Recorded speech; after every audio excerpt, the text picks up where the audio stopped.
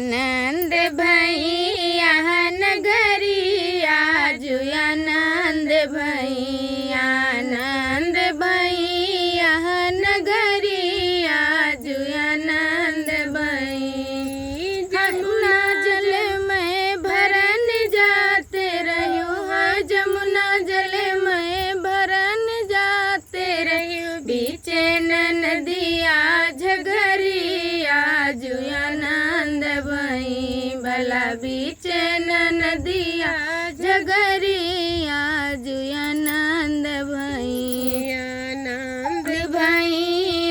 नगरिया जो आनंद भई अरे कणवा न ले भाभी छड़वा न ले कणवा न ले भाभी छड़वा न ले गलन केरी तिलरिया जो आनंद भई भाभी ले गलन केरी तिलरिया जो आनंद भई आनंद भई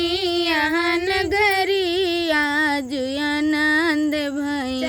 नंदी नाचौ चाहे नंदी कूदौ चाहे नंदी नाचौ चाहे नंदी कूदौ पहिौ ना ये कहू दमरिया जो आनंद भई नंदी पहिौ ना ये कहू दमरिया जो आनंद भई काहे भौजी रानी बेटवा तू जल में काहे भौजी रानी बेटवा तू जल में निगदियत कहे उलरियो आज दे भाई भला निगदियत कहे उलरियो आज आनंद भई रोज भौजी तोरे मांगई नाई भाई रोज भौजी तोरे मांगई नाई भाई समय पर आज झगरिया जो आनंद भई भला समय पर आज झगरिया जो आनंद भई हंस कई भौजी रानी तिलरी निकार हंस कई भौजी रानी तिलरी निकार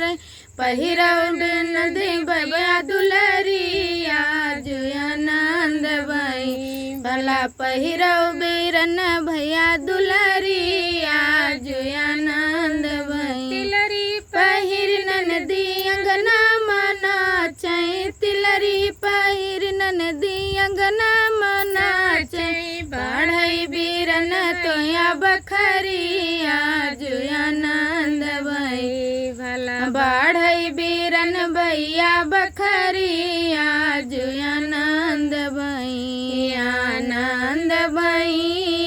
नगरिया जो आनंद भई।